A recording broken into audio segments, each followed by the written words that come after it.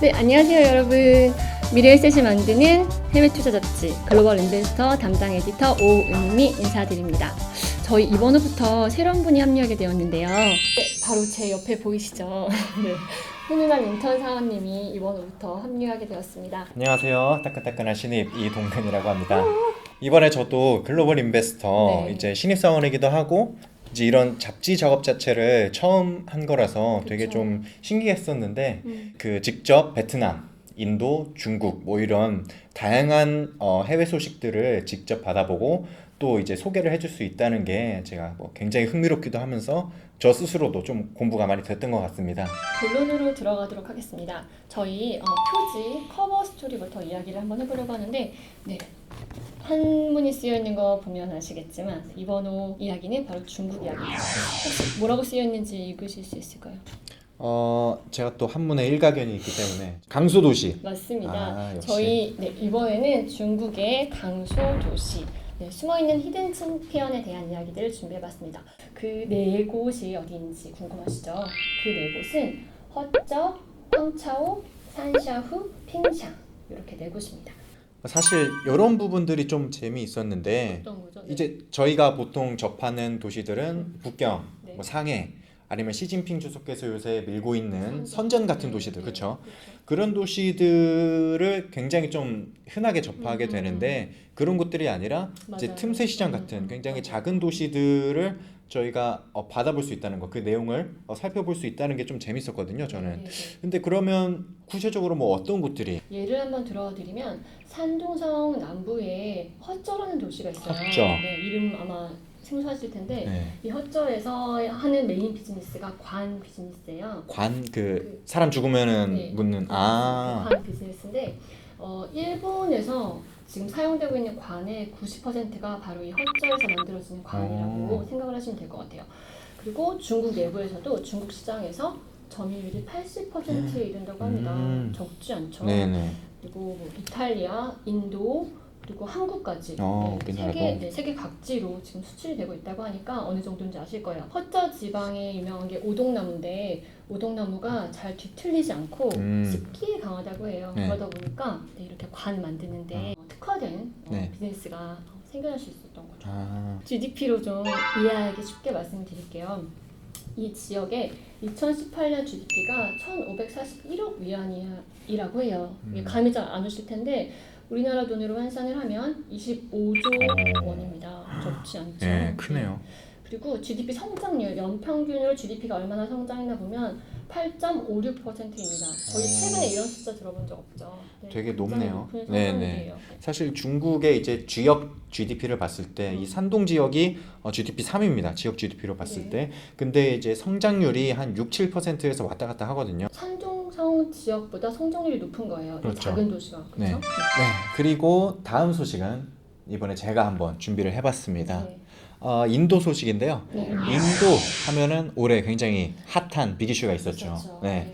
2014년에 취임했던 모디 총리가 이번에 다시 당선이 됐습니다. 맞습니다. 네. 그러면서 예산안을 한 번 더 발표를 했는데요. 어떤 경제 활성화에 대한 예산안이 좀 이렇게 빵빵하게 들어있을 것 같은데 구체적으로 단적인 예를 하나 드리면 법인세를 22% 수준으로 그렇죠. 핫한 네, 수준. 굉장히 낮추겠다고 이제 발표를 했었고 좀 더 거시적으로 보면은 2024년까지 인도 경제를 5조 달러 규모로 키우겠다고 했습니다. 우리나라가 지금 GDP가 한 1.5조 달러 정도 됩니다. 네. 네. 그리고 인도 현재 GDP가 2.6조 정도 돼요. 저희보다 높네요. 그렇죠. 저희보다 현재 수준도 높을 뿐더러 이제 2024년에 5조 달러까지 키운다는 것은 지금 수준에서 그렇죠. 2배 정도로 키우겠다는 건데 이제 그 정도로 키우려면 한 연평균 10.5%의 성장률을 달성을 해야 되는데 사실 그것도 어려운 게 지금 현재 인도의 경제 성장률이 5% 되거든요. 그래서 기사에서는 이런 투자 유치를 좀 활성화시키기 위한 구체적인 방안이 좀 더 뒷받침되어야 하지 않느냐 하는 약간 좀 비판 아닌 비판이 섞여 있기는 합니다. 그렇지만 이제 2024년에 5조 달러까지 키우겠다라는 이런 구체적인 수치를 들어서 발표를 하는 것 자체가 경기 활성화에 대한 그렇죠 강력한 의지를 읽을 수 있기 때문에 좀 기대를 해볼 만할 것 같습니다. 그 중에 또 경기 활성화 예산 하면은 사실 단골 손님으로 들어온 게 SOC 같은 그렇죠 인프라 확충 예산이 이번에 5년간 100조 루피를 투입을 한다고 합니다. 주루피면 몇인가요? 한화로 했을 때 1,700조 원. 아, 네. 네. 스케일이 좀 크긴 하네요. 그렇죠. 조소리 나는 네, 네. 네, 예산안입니다. 이 기사에서는 평가하기를 약간 다른 뭐 제조업이나 유통 같은 다른 산업과의 연계 아니면 마케팅 활성화 같은 근본적인 대책이 좀 아쉽다 이런 평가가 있기는 합니다. 네. 여러분 예산안을 확인하면 이 집권 정부가 앞으로 돈을 어디에 쓰겠구나, 앞으로 어디를 살리겠구나 이런 것들을 확인할 수 있는데 네, 그런 내용들도 저희 잡지에서 한번 확인해 보실 수 있을 것 같습니다. 네, 다음 소식은 베트남 부동산 소식입니다. 베트남에서는 도시 개발은 물론이고 뭐 대규모 부동산 개발 산업들이 지금 진행이 되고 있다고 합니다. 그런데 저희가 이번에 주목하는 게 베트남의 부동산 이야기를 하려는 게 아니라 베트남 부동산 산업에 지금 활용되고 있는 스마트 기술들에 대한 이야기들을 준비해봤습니다. 근데 저도 이제 기사를 준비를 하면서 읽다 보니까 네. 제가 사실 영문과 출신인데도 전문 용어 쪽엔 좀 약해요 아직은. 네. 그래서 보니까 프롭테크 네, 맞습니다. 이런 단어가 있는데 네. 그 부동산이 영어로 뭐죠? property. 네. 네. 네, 부동산은 영어로 property에서 property죠. 그리고 기술은 technology. yes. 그래서 테크놀로지 이렇게 돼서 프로퍼티 아. 테크놀로지 앞자를 따서 그래서. 프로테크라고 부릅니다. 스마트 기술이 쓰이는 부동산 서비스를 프로테크라고 해요. 네, 이 프로테크가 쓰이는 영역이 크게 네 가지가 있는데 첫 번째는 중개 및 임대가 있고요. 네. 두 번째는 부동산 관리, 그리고 세 번째는 프로젝트 개발, 네 번째는 투자 및 펀딩. 네 펀딩. 가지가 있는데 네. 그 다국적 기업들은 물론이고 현지의 스타트업들이 지금 엄청나게 달라붙어서 이 시장을 뜨겁게 만들고 있다고 되게 합니다. 핫한 시장이 그렇죠. 되고 있군요. 네. 그래서 베트남 부동산 프로테크 시장의 유무조무를 저희가 생생하게 한번 준비해봤습니다. 네. 다음에 전해드릴 소식은 인터뷰 저희가 한번 꼽아봤습니다. 네. 이제 브래드 세서라는 분이신데 네. 미국 하버드 대학교 그리고 프랑스 파리 정치대학, 영국의 옥스퍼드 대학에서 이제 경제학 박사학위를 따신 경제학자분이신데 굉장히 좀 특이한 이력이 있습니다. 루비니 글로벌 이코노믹스라는 회사의 대표를 지냈는데요. 닥터 둠. 그렇죠. 닥터 둠 루비니 이제 08년 금융 위기를 예견한 비관론자로서 굉장히 유명하죠. 그런 루비니가 세운 경제 분석 회사에서 글로벌 리서치 대표를 맡았고 네네. 또 같이 책도 썼습니다. 굉장히 좀 같이 일을 많이 하신 것 같아요. 인터뷰를 통해서 네. 저희가 가져온 주제는 8월에 미국이 기어코 중국의 통화 조작국을 지정을 했습니다. 난리가 났었죠. 네, 원래 트럼프 대통령이 사실은 취임되기 이전부터 공약으로 내세웠었어요. 근데 작년 10월에 한번 시도를 했다가 맞아요. 네. 네, 한 단계 낮춰서 이제 관찰 대상국으로 지정을 했었죠. 그런데 올해 1년도 안 된 사이에 결국엔 통화 조작국을 지정을 했습니다. 뜬금없는 그렇죠. 시점에 나오긴 타이밍도 했어요. 좀 뜬금이 없었죠. 네, 맞아요. 그거에 대해서 이제 브래드 세서가 평가를 하기를 법적인 근거로 봤을 때 네.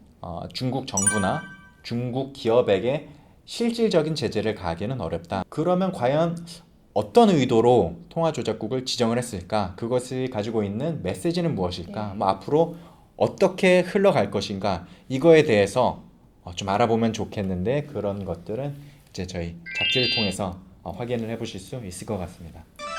그리고 마지막으로 한 가지만 더 말씀을 드리자면 제가 오늘 아침에 회사 오는 길에 버스 정류장에서 찍은 사진인데요. 여러분 이 앱 다 아시죠? 틱톡. 이렇게 써있기로는 전 세계 다운로드 수 1위가 바로 이 틱톡 앱이라고 합니다. 근데 이 틱톡 앱 만든 회사가 중국 회사인 거 혹시 여러분 알고 계셨어요? 바로 바이트댄스라고 하는 중국의 유니콘 기업인데요. 이 기업이 어떻게 성장해 왔고 앞으로 어떻게 성장할지 그 핫한 소식도 저희 글로벌 인베스터에서 준비하고 있습니다. 지금까지 살펴본 것으로 봤을 때 네. 사실 저도 굉장히 궁금하거든요. 재밌겠죠? 네네, 잡지를 한번 받아보고 싶은데 여러분들도 그러실 것 같아서 저희가 증정을 하고자 합니다. 그런데 그냥 드리면 또 재미가 없잖아요. 그래서 네. 퀴즈를 준비했습니다. 네, 문제 드리겠습니다. 다음 중 중국의 소도시는 무엇일까요? 1번 북경, 2번 상해, 3번 몰디브, 4번 허쩌. 네 가지 보기 중에서 중국의 소도시라고 생각되시는 보기를 요 영상 아래 설명란에 링크를 클릭하시면 응모를 하실 수 있습니다. 네. 이제 정답자분들 중에서 이제 저희가 추첨을 통해서 50분에게 이제 글로벌 인베스터 잡지를 보내드리도록 하겠습니다. 그런데 저희가 또 아쉽게도 50분밖에 저희가 드릴 수가 없어요. 네. 그래서 안타깝게도 그 50명에 들지 못하는 또 다른 정답자분들 중에서 저희가 또 추첨을 통해서 5분에게 록시땅 핸드크림을 네. 증정하도록 하겠습니다. 네, 여기까지 글로벌 인베스터 59호 브리핑이었습니다. 저희 콘텐츠가 유익하셨다, 꼭 계속 보고 싶다 생각되시면 좋아요와 구독 부탁드리겠습니다. 네, 저희는 더 좋은 모습으로 뵙겠습니다.